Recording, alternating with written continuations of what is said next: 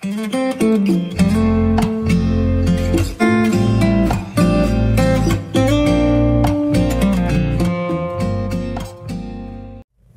sejam todos bem-vindos ao segundo episódio da série Igreja, produzida oficialmente pelo Solos Podcast. Você está acompanhando hoje este episódio diretamente da Igreja Presbiteriana Esplanada. Estou com o querido pastor Lucas Cruz, ele que tem desempenhado um trabalho evangelístico aqui nesta cidade de Jundiaí, tem apacentado as ovelhas do Senhor nesta igreja presbiteriana, no bairro aqui da Ponte São João, e é uma alegria recebê-lo neste segundo episódio para falarmos de um tema crucial e relevante sobre a igreja. Neste episódio falaremos sobre as marcas da igreja. Se por algum motivo você está chegando nesse vídeo de paraquedas e ainda não conhece a nossa série, nós acabamos de gravar o primeiro episódio com o pastor Saor Lucena na Igreja Batista Reformada, falando sobre os processos de implantação de uma igreja. Neste episódio, se ajunte comigo para juntos aprendermos sobre as marcas da igreja. Bom, pastor Lucas, é uma honra estar aqui com você, é uma honra tê-lo como um amigo pessoal e com certeza esse episódio será muito enriquecedor. Amém, se Deus quiser. Para mim é um prazer estar aqui com vocês também, tenho acompanhado o trabalho do Solos Podcast, vários convidados muito bons, bíblicos, bate-papos edificantes, e minha oração é que vocês continuem pregando o Evangelho, divulgando as boas novas aqui em Jundiaí e aonde estiver chegando aí esse podcast. Glória a Deus. Prazer participar, viu? Amém.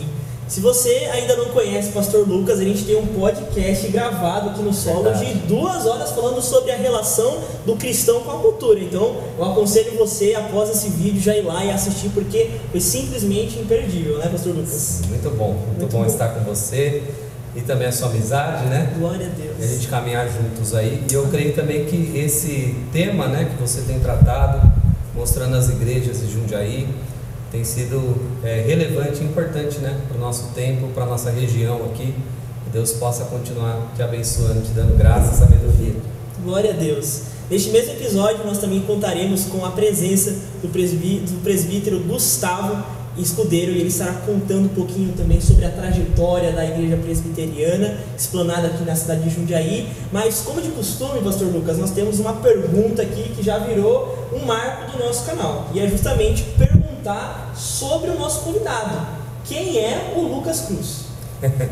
Bom, eu sou marido da Valéria, somos casados há 10 anos, sou pai do Samuel, que está com 6 anos de idade, meu filho, uma bênção. E eu trabalho com igreja, fui chamado por Deus, tenho essa convicção para pregar o Evangelho, para pastorear as ovelhas, e especificamente na Igreja Presbiteriana do Brasil. Eu fiz o seminário de teologia no Seminário Presbiteriano do Sul, de 2019 a 2022, e eu estou no processo final para a ordenação pastoral. A gente fica licenciado 1 ano, e agora já estou aí com vistas da ordenação pastoral. E desde o primeiro ano do seminário tenho trabalhado aqui nessa igreja, nessa plantação. Já existia um trabalho antes de eu chegar, mas era bem embrionário. Então a gente foi desenvolvendo os projetos, os ministérios, foram chegando mais pessoas, agregando. E hoje nós estamos aqui em continuidade, já há 4 anos nesse trabalho. Há 2 anos nós saímos numa garagem, que foi onde começou. E agora a gente está aqui nesse prédio que a gente está gravando esse vídeo. Estamos aqui há 2 anos, um prédio maior, e Deus tem nos abençoado graciosamente. Glória a Deus por tudo isso. Nós louvamos a Deus pelo que Ele tem feito na sua vida, pastor Lucas, e através da sua vida. Louvamos a Deus por essa igreja presbiteriana. E se você é de Jundiaí, não perca essa oportunidade, venha conhecer essa igreja. Nós deixaremos todas as informações, o endereço, para você aqui nas edições e na edição do vídeo. E bom, como foi mencionado no início desse episódio, pastor Lucas, nós trataremos neste segundo episódio sobre as marcas da igreja. E bom, nós sabemos que infelizmente existem falsas igrejas que não têm cumprido a devida vocação estabelecida por Cristo, do corpo de Cristo. Então, nós queríamos entender logo de forma introdutória: há uma possibilidade de distinguir a verdadeira igreja e a falsa igreja? Há essa possibilidade, e na verdade eu creio que nós somos chamados para fazer isso, para ter esse discernimento de qual é a igreja verdadeira e qual é a igreja falsa.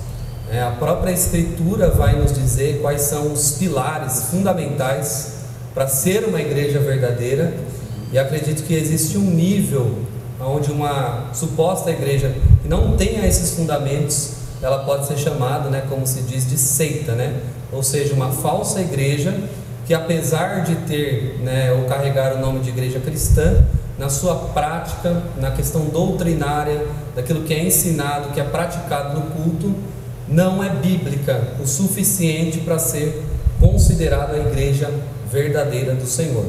E esse questionamento ele se deu principalmente, no contexto da Reforma Protestante do século XVI, porque até então a Igreja Católica Apostólica Romana, ela se considerava a única igreja verdadeira, com o movimento de Martinho Lutero, em 1517, que também os pré-reformadores e depois os que vieram depois dele, começaram a surgir os questionamentos: como definir então qual é uma igreja verdadeira, E aí os puritanos eles se debruçaram também sobre esse tema, E a gente tem aqui, eu trouxe, a Confissão de Fé de Westminster, que ela trabalha no capítulo 25 essa questão da igreja, dizendo que algumas se tornaram sinagoga de Satanás. É o termo que eles utilizaram para falar que existe uma igreja que é falsa.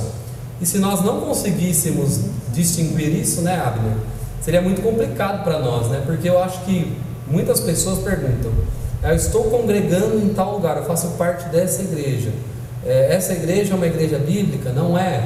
Até que ponto eu devo permanecer numa igreja? Eu acho que esses são assuntos que a gente vai ter que trabalhar aí ao longo da nossa conversa. Perfeito, pastor Lucas. Comentávamos no primeiro episódio justamente sobre questões parecidas com essa. Nós chegamos em um momento da nossa conversa dizendo que existem igrejas que levam a fachada de igreja, mas na verdade por detrás são comércios. Comparado àquele capítulo 11 do livro de Marcos, quando Jesus Cristo chega na porta do templo, ele vê que ao invés de ter adoração, estava tendo comercialização. E isso é algo que está presente na nossa geração. Muitas igrejas, por exemplo, como você diz, que não tem pregado o evangelho, que não tem levado em direção dos seus membros a palavra de Deus. Então nós precisamos fazer essa distinção para não cairmos em heresias, em seitas e crescermos com pensamentos equivocados. Exato. Bom, a partir disso eu gostaria de entender melhor, pastor Lucas, quais são as marcas da verdadeira igreja? Legal, essa é uma pergunta importantíssima e eu vou ler aqui na Confissão de Fé de Westminster, o que ela diz no seu capítulo 25, no 5º artigo: as igrejas mais puras debaixo do céu estão sujeitas à mistura e ao erro. Algumas têm se degenerado ao ponto de não serem igrejas de Cristo, e sim sinagogas de Satanás. Não obstante, haverá sempre sobre a terra uma igreja para adorar a Deus segundo a vontade dele mesmo.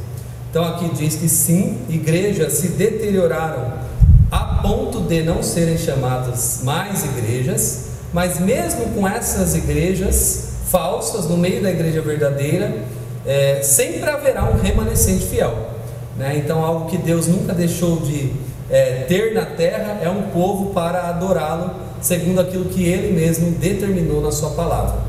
Então, respondendo agora a pergunta, quais são as marcas de uma igreja verdadeira?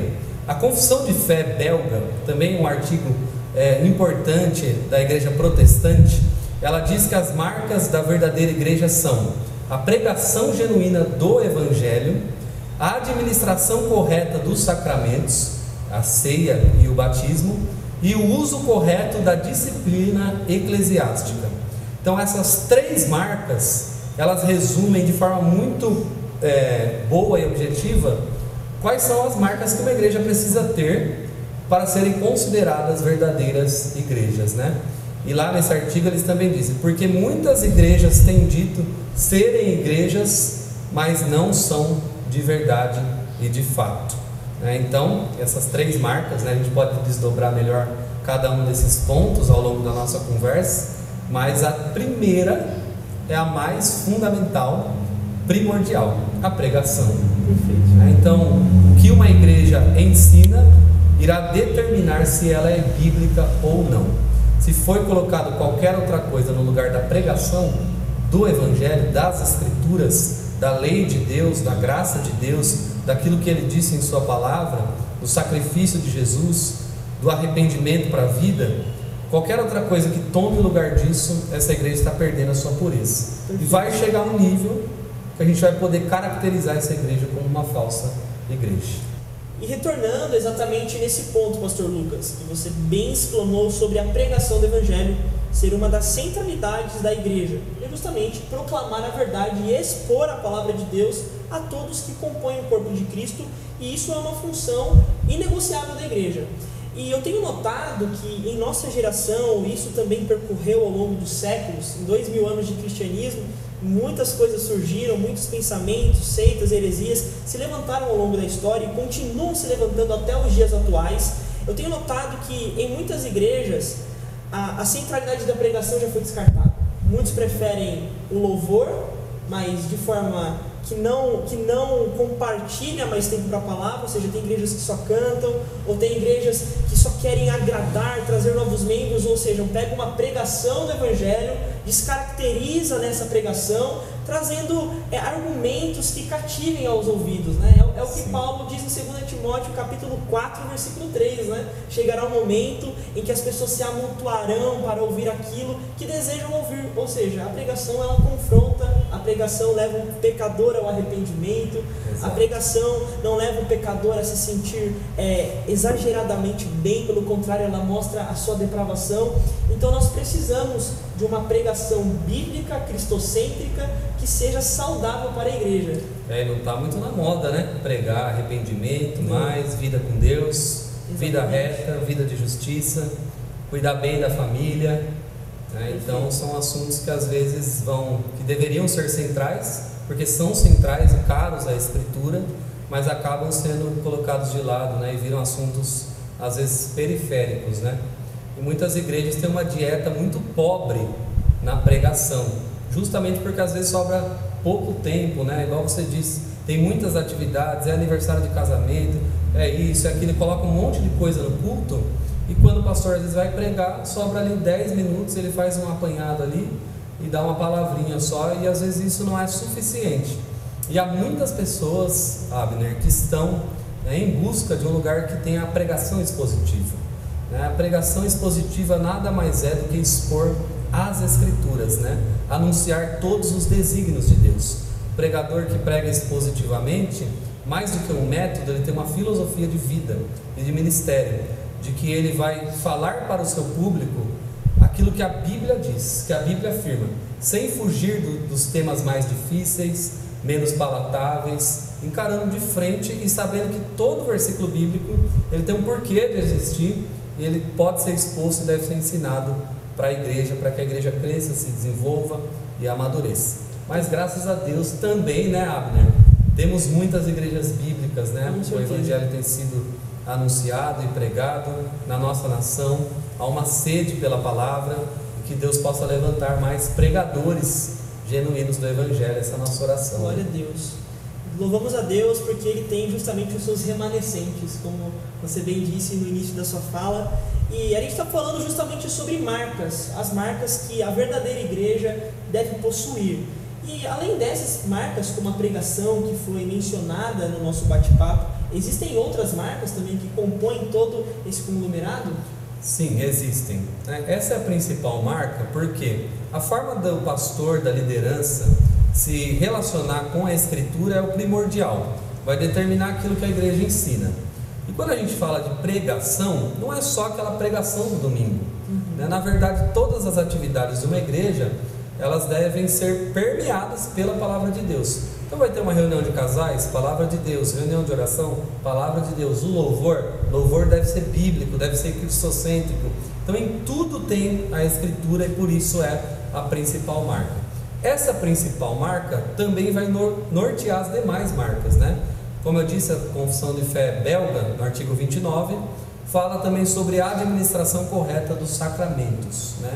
Então, os dois, né, que a gente tem na igreja é o batismo e a ceia. Então, esses dois sacramentos devem ser realizados de forma bíblica, né? E por que os puritanos, os reformadores, eles se debruçaram sobre esse tema? porque eles estavam lidando com a doutrina da Igreja Católica Apostólica Romana, que, como você sabe, tem uma visão equivocada na nossa interpretação protestante acerca desses sacramentos, né? Eles têm a ideia de que o batismo regenera e nós não, né? Dentre outras coisas. Então, o ensino do batismo de forma bíblica, a forma de batizar as pessoas deve ser de acordo com a palavra de Deus, né? A forma de fazer a ceia do Senhor, ministrar esse sacramento bendito, né? Que lembra da nova aliança em Cristo Jesus, deve ser feita com temor e tremor e bem ensinada para a igreja. Você sabe, né? Que se ensina até hoje na Igreja Católica, que os elementos eles se transformam, né? A transubstanciação.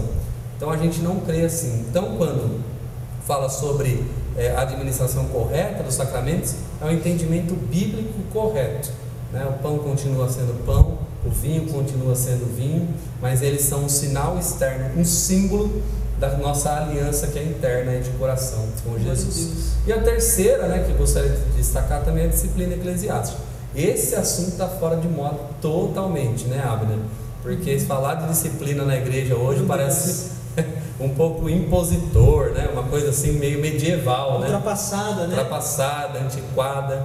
Mas na verdade, se a igreja perder a disciplina, ela perde a mão e cada um acaba podendo fazer o que quer. Exatamente. Então, o que é a disciplina eclesiástica? Não é você só disciplinar uma pessoa que está em pecado para não participar da ceia. Pode ser que tenha isso também, ou excluir o membro, né? Que seria a cartada final da disciplina, quando realmente não há o arrependimento, né?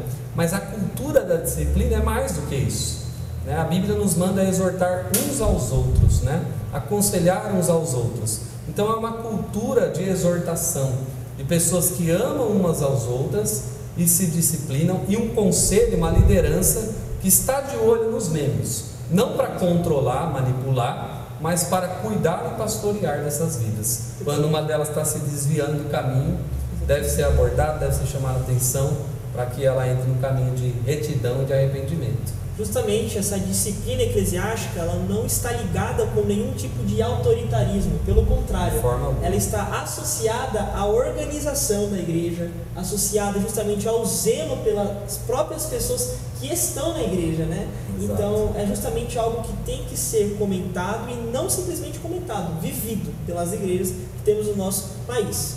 Exato. E bom, nós estávamos conversando, pastor Lucas, antes desse episódio ser gravado, sobre justamente a questão das igrejas invisíveis e as igrejas visíveis. Acho que isso é um ponto interessante que talvez muitos não tenham conhecimento. Existe uma diferenciação entre igrejas visíveis da sociedade e igrejas invisíveis? Existe, né? A teologia ela faz essa distinção, né? Embora não tenha essas palavras exatamente na Bíblia, né? Mas é uma boa forma da gente explicar a igreja, né? A igreja visível é a igreja que a gente vê. Então são os membros que a gente enxerga, que fazem parte do corpo de Cristo na terra. E você sabe, né, que não dá para a gente discernir exatamente quem de fato é convertido ou não, né?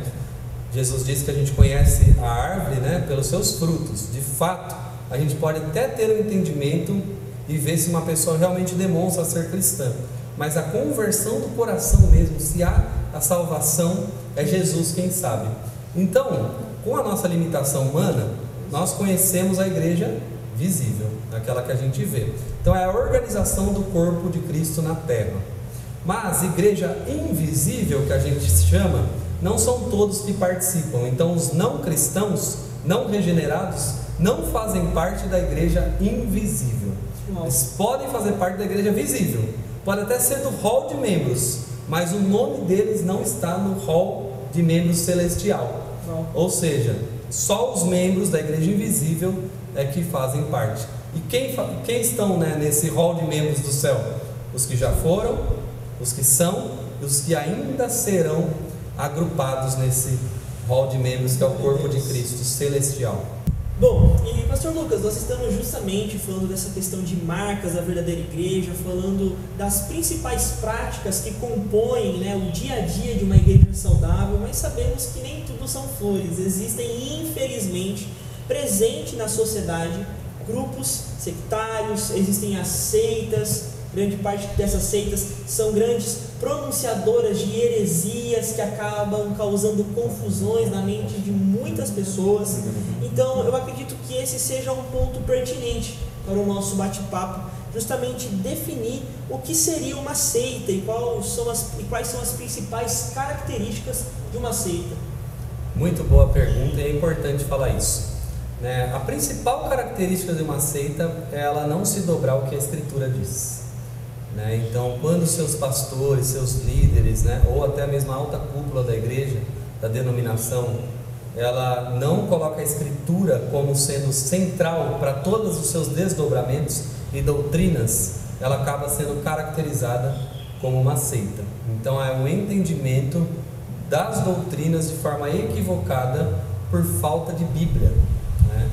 E normalmente, né, existem seitas que realmente tem algumas pessoas que estão ali por causa de um engano mesmo teológico, mas também há os aproveitadores, né? Os lobos mesmo que usam, né, dos seus fiéis para enriquecer, né? Então qualquer igreja que não há uma pregação saudável, que desenvolve os temas bíblicos, o evangelho, ela é considerada uma seita. Agora, na prática, a gente também tem algumas características. Normalmente uma seita ela é manipuladora, né? Ela consegue de alguma maneira manipular os seus membros para que essas pessoas sejam de alguma maneira escravizadas espiritualmente para fazer a vontade dos seus líderes. Isso é um tema muito sério e importante a gente falar, porque existem muitas pessoas que infelizmente passaram anos nessas seitas e isso atrapalhou muito a vida dessas pessoas, né? Às vezes se contam mentiras e dizem que isso é a vontade de Deus e acaba fazendo com que aquela pessoa fique naquele erro, naquele engano e às vezes até mesmo tenha dificuldade de sair, né? Então as seitas elas existem, né? A nossa igreja, por exemplo, a IPB, Igreja Presbiteriana do Brasil, ela define algumas seitas, né, do nosso país, né? E pessoas que eram membros dessas igrejas e vêm para a presbiteriana, a gente considera que elas precisam ser batizadas, porque a gente considera falso o batismo que foi realizado lá nesses lugares, né? Então, normalmente é uma igreja que manipula, que usa o nome de Deus em vão para fazer a vontade dos seus líderes. Os líderes normalmente enriquecem uma cúpula, né, à custa de seus fiéis e por aí vai. Então há muitas características, né, mas a base principal é a falta de ensino bíblico. Perfeito. Eu me lembro das aulas que eu tive no seminário sobre heresiologia e o professor fez uma pergunta seguinte, né? Como identificar uma seita na sociedade? Eu me lembro da resposta que ele nos deu. Ele disse que nós podemos identificar uma seita na sociedade usando as 4 operações matemáticas: adição, subtração, divisão e multiplicação. Geralmente as seitas sempre adicionam coisas que a Escritura nunca disse e também adicionam outros escritos além da Escritura, né? Como os Mormons têm seus livros, o Adventismo tem os seus livros de Ellen White. Eles também subtraem aquilo que não causa interesse para os seus líderes, né? Ou seja, subtraem alguns textos bíblicos, alteram as traduções originais. Então, não é desculpa hoje, com acesso à informação, você dizer que foi pego de surpresa. Pelo contrário, tem muitos pastores bons, muitos teólogos hoje estão presentes no nosso país justamente alertando as pessoas. E esse vídeo é também justamente uma causa, né, para levar a verdade para muitos que estão vivendo dentro de um contexto sectário. E é justamente a nossa próxima pergunta, né, que a gente gostaria de enfatizar nesse episódio. É possível... o que você diria sobre uma pessoa que está em uma seita já consciente disso, mas ainda permanece lá? Eu diria, fuja daí. As 2 palavras, né? Eu sei que às vezes é difícil, né? Uma coisa que normalmente esses falsos pastores fazem é arraigar essa pessoa no ministério de alguma maneira, para que depois fique difícil dela sair. Às vezes tem vínculos de trabalho, parentesco, às vezes alguma dívida, às vezes alguma coisa que faz aquela pessoa ficar presa ali, ou às vezes ela foi ameaçada de que se ela sair dali, ela vai ser amaldiçoada. Às vezes o pastor fala: você pode sair, mas você não vai ter a minha bênção. E a pessoa às vezes acredita, né, naquele erro, né? Então eu creio que a pessoa que está vivendo isso, ela precisa da Bíblia Sagrada, ela precisa ler as Escrituras e comparar mesmo a teologia que ela conseguir absorver da Bíblia através de um estudo sólido e profundo e utilizando a história da igreja, a interpretação que veio de homens fiéis e piedosos, e comparar com a denominação que ela está, ou até mesmo com a igreja local, né? Porque mesmo uma denominação boa, saudável, às vezes tem uma igreja local que não segue, né, aqueles preceitos da denominação. Se você for ver, Abner, normalmente, via de regra, uma seita, ela nunca começa com um pastor que simplesmente fala assim: eu vou plantar uma igreja e quero pregar a escritura. Não, sempre tem uma visão, um anjo, alguém que recebeu uma revelação extra, né? E a teologia reformada ela é contra isso, né? Um dos lemas da reforma protestante foi o sola scriptura. É a escritura que dita aquilo que a igreja faz, a escritura que governa a igreja e não a igreja que governa a escritura. O nosso lema sola scriptura é: se a igreja vive de acordo com o que a Bíblia está falando, ela é pura, ela é saudável, mas se não, ela é considerada herética naquele ponto, né? Então as pessoas elas precisam se conscientizar. Se elas permanecerem nesse lugar, isso não agrada a Deus, faz mal para sua família e é preciso resolver isso, né, o mais rápido possível. Perfeito, pastor Lucas. E justamente você disse, né, que muitos desses membros, né, eles acabam ficando nesse contexto e eles acabam se apropriando de práticas desses movimentos sectários, ideias e filosofias destes movimentos. E é um desafio quando um pastor, imagino, né, no seu caso, por exemplo, recebe uma pessoa que é proveniente de uma seita, né, de uma igreja com uma falsa doutrina. Como que o pastor deve agir nesse caso, pastor Lucas? Certo, boa pergunta. Primeiro, ele precisa ter misericórdia da pessoa, né? Ele precisa amar essa pessoa, ele precisa entender que essa pessoa está precisando de um banho da verdade, da palavra de Deus, né? Então, como que ele vai conseguir trabalhar e desmentir tudo aquilo, né? Tirar tudo aquilo que foi construído errado para agora construir e edificar da maneira correta? Não tem segredo, é através do discipulado. Então o pastor vai precisar dedicar tempo a essas pessoas, vai precisar ensinar a Bíblia, vai precisar desconstruir as falsas doutrinas e ensinar a verdade da Escritura. Mas graças a Deus, Abner, que pessoas estão saindo sim dessas seitas e indo para igrejas sérias e bíblicas, né? Às vezes a gente tem que identificar, eu acho que isso é importante, o porquê que a pessoa está lá. Você citou 2 Timóteo, né, dizendo que alguns procuram os mestres segundo as suas próprias cobiças. Então é errado quem está pregando, quem está ouvindo ali também está ali por interesse pessoal. Agora algumas, infelizmente, é por ignorância mesmo, e aí a luz da verdade vai fazer com que as trevas se dissipam. Então é preciso pregar para essa pessoa, ensinar ela a discipular. Glória a Deus.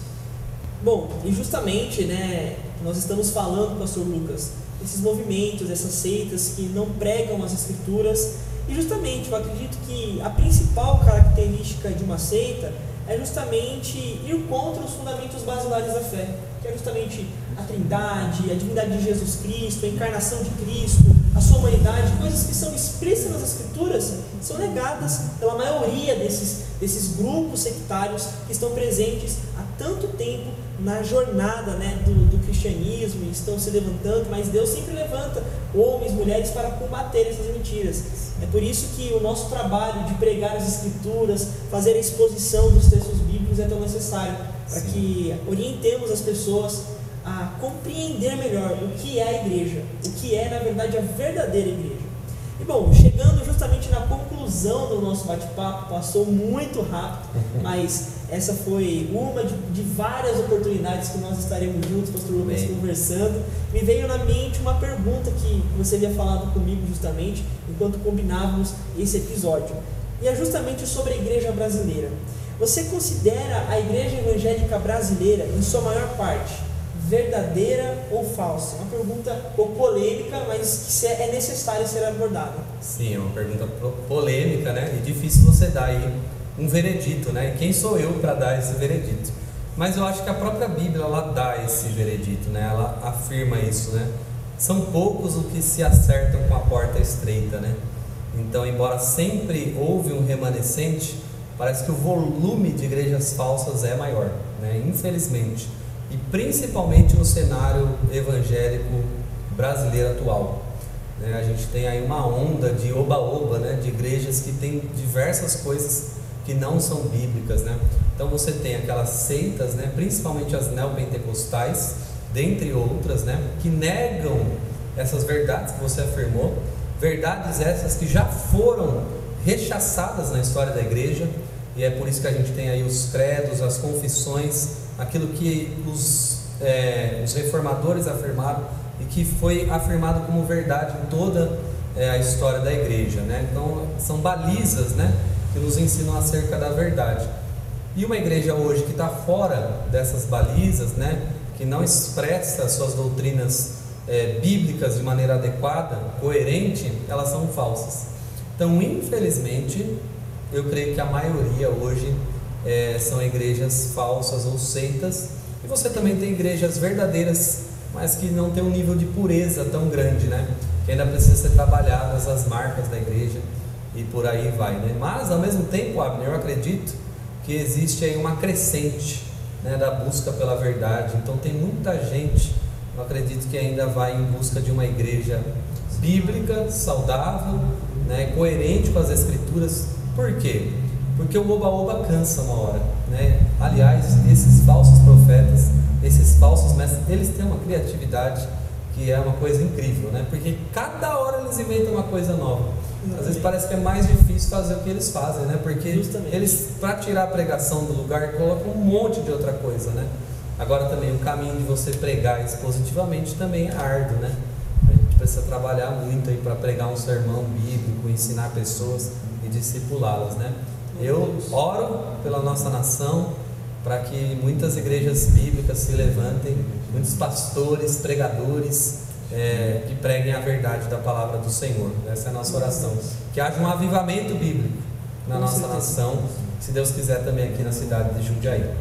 Justamente, eu deixei guardado no meu coração, relembrei de um dos pilares, de uma das 5 solas, né? Que é justamente a Escritura é suficiente.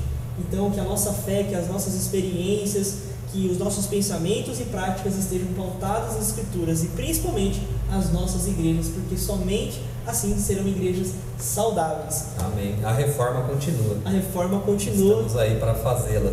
Justamente. E, bom, gente, chegamos justamente nesse final do 2º episódio, gravado pelos Solos, tratando desses temas relevantes, mas nós queremos conhecer um pouquinho, de forma resumida, porque o caminho é longo e a trajetória também foi longa da Igreja Presbiteriana Esplanada. Nós estamos aqui, Pastor Lucas, com a presença do presbítero Gustavo Escudeiro, que inclusive foi um dos participantes de um dos nossos episódios ano passado. Eu assisti. E foi uma honra estar com ele aqui. Então, a gente agradece você por ter participado desse episódio, desse 2º episódio, e sem dúvidas tudo aquilo que foi falado aqui, tudo aquilo que foi exposto aqui, alcançará milhares de pessoas. A nossa sincera e mais honesta mensagem de gratidão à sua vida, Pastor Lucas. Amém. Nós temos cada vez mais certeza que Deus tem muito a realizar na sua vida e através da sua vida. Amém. Muito obrigado por essa oportunidade, viu? É um prazer ter participado, que você continue acompanhando aí o Solos Podcast, que tem abençoado tantas pessoas aí com a teologia bíblica, né? Que Deus continue abençoando Amém. a sua vida, meu irmão Abner, que Deus seja glorificado através do seu ministério. Glória a Deus. Muito obrigado, Pastor Lucas. Amém. Bom, gente, nós estamos na Presbiteriana Esplanada nessa tarde maravilhosa, e que estamos aqui justamente conversando sobre as marcas da igreja verdadeira. E bom, eu acompanho de perto aquilo que Deus tem feito na Presbiteriana Esplanada e através da Presbiteriana Esplanada, e é sem dúvidas uma alegria, uma honra estar aqui nesta igreja ao lado de um querido irmão, presbítero Gustavo Escudeiro, que tem desempenhado um trabalho ministerial incrível nessa igreja, glorificando a Cristo, edificando essa igreja com a palavra de Deus, com a boa pregação do Evangelho. E bom, se você ainda não conhece o Gustavo, ele também tem um podcast gravado nos Solos. A gente trocou uma ideia curta de apenas 2 horas sobre gestão de tempo, e se você deseja administrar melhor seu tempo, já corre lá, procura no nosso canal. Bom, o Gustavo, ele é ministro do Evangelho aqui, tem pregado e exposto o Evangelho, pregado a palavra de Deus. Ele também, por profissão, é um grande advogado, qual me inspiro bastante. Então, Gustavo, se apresente para o pessoal também que está nos assistindo. Bom, vamos lá. Meu nome é Gustavo, eu tenho 42 anos, sou casado com a Fernanda. Como você falou, minha profissão, né? Sou advogado de formação, sou presbítero, né, em disponibilidade aqui na Igreja Presbiteriana e tenho colaborado, né, ajudado na plantação dessa igreja aqui em Jundiaí. Glória a Deus. E bom, nós estamos justamente falando sobre as marcas da igreja, o processo de implantação da igreja no nosso primeiro episódio. E bom, Gustavo, você acompanhou de perto todos os processos, o início desta caminhada, dessa trajetória na Presbiteriana Esplanada. E bom, a minha pergunta é justamente, eu queria entender, eu acredito que o pessoal que também está nos assistindo, gostaria de entender como se iniciou esse trabalho. Esse trabalho começou numa garagem. Uau! Na garagem de uma casa. E alguns irmãos, né, se reuniam lá. A gente participava às terças-feiras de reuniões de oração e nos domingos cultos, né? Para você ter uma ideia, nós cansamos de participar de cultos no começo com 3, 4 pessoas, mas sempre com essa chama no coração de plantar uma igreja reformada, uma igreja presbiteriana aqui na cidade de Jundiaí. E com a graça de Deus, né, Deus, através do Espírito Santo, tem trazido os seus, né, chamado, e nesses 4 anos, né, nós começamos lá em agosto de 2019, e nesses 4 anos, com muita determinação, perseverança, né, e oração em primeiro lugar, orando para essa obra, ela tem crescido, graças a Deus, e aqui a gente está na Igreja Presbiteriana Esplanada, aqui em 2024, e pessoas chegando, né, vidas sendo alcançadas através do trabalho e através do Espírito Santo que tem alcançado essas pessoas. Perfeito. Bom, e você comentou que a Igreja Presbiteriana Esplanada iniciou no mês de agosto de 2019. Se formos parar para pensar, é um espaço de tempo pequeno, né?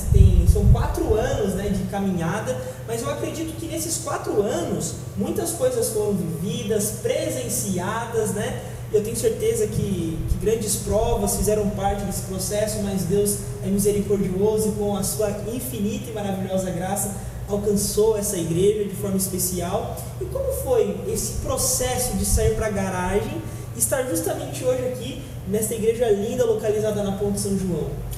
Wagner, a plantação de uma igreja, você participar da plantação de uma igreja é um privilégio tremendo, é uma alegria tremenda, é algo assim que é uma experiência muito grande, porque você aprende muito, você vai trabalhando, você vai errando, há alguns equívocos nessa caminhada e esses equívocos servem para a gente aprender, então há um aprendizado muito grande com esses erros e a gente vai aprendendo e vai caminhando, buscando acertar, e como o pastor disse aqui, o pastor Lucas, e a gente busca sempre trabalhar e caminhar conforme as Escrituras. Então a palavra de Deus é o centro dessa igreja e eu considero, sem dúvida nenhuma, uma igreja saudável, uma igreja que busca seguir essas marcas que o pastor Lucas falou. Então nós saímos de uma garagem em que nós tínhamos um banheiro, na escola dominical nós tínhamos às vezes 2, 3 pessoas. Na sala infantil tinha só o pequeno Samuel, filho do Lucas, e a Val, a esposa dele, com uma persistência, um amor, dando aquela aula, já pensando que haveriam muitas crianças, né, na sala. E hoje, graças a Deus, nós temos várias crianças aqui na nossa igreja. E aí viemos para cá. O pastor Lucas começou a pesquisar o imóvel, né? Nós tivemos um apoio muito grande do pastor Márcio, que hoje está lá na igreja de Valinhos, que é a nossa igreja mãe, né? Nós estamos aqui na congregação, e ele, com uma visão missionária, falou: vocês precisam sair desse espaço, esse espaço está pequeno, essa igreja vai crescer. Então é um ato de fé, né? Sim. E ele nos ajudou muito. Nós temos uma parceria com a Junta Missionária de Pinheiros, lá da Igreja Presbiteriana de Pinheiros, né, que é o presbitério de Pinheiros, e a Junta tem também essa visão missionária, como o próprio nome dela diz. Então a Junta investe, ela investe em missão, ela investe na obra, e ela investe aqui. Então ela repassa recursos para nós, e através desses recursos nós conseguimos alugar esse bom espaço com banheiro masculino, banheiro feminino, sala das crianças, cozinha, gabinete pastoral, a recepção aqui, que a gente faz um café aqui, no momento de comunhão. Momento de comunhão no final do culto, um bolo, os irmãos trazem um bolo, né, um chocolate, enfim. Então é uma visão do todo. Isso é maravilhoso. Os irmãos aqui, eu falo que nós somos uma família. Né? As pessoas são bem recebidas, as pessoas são acolhidas, exatamente. O departamento de acolhimento também a gente dá uma atenção especial. Hoje mesmo veio 4 pessoas visitantes aqui, então a gente busca fazer com que elas se sintam em casa. Né? Então é um investimento do todo, né? Da liderança, da mesa administrativa, dos irmãos, dos ministérios, enfim. Todo esse... Glória a Deus. E Gustavo, você comentou um pouquinho sobre o início de tudo, começou numa garagem, começou com um sonho, né? E esse sonho hoje se materializou com a graça de Deus. Estamos aqui num prédio, justamente você disse, uma estrutura maravilhosa. E como está hoje então a Presbiteriana Esplanada? Como está justamente a Presbiteriana Esplanada em todos os sentidos?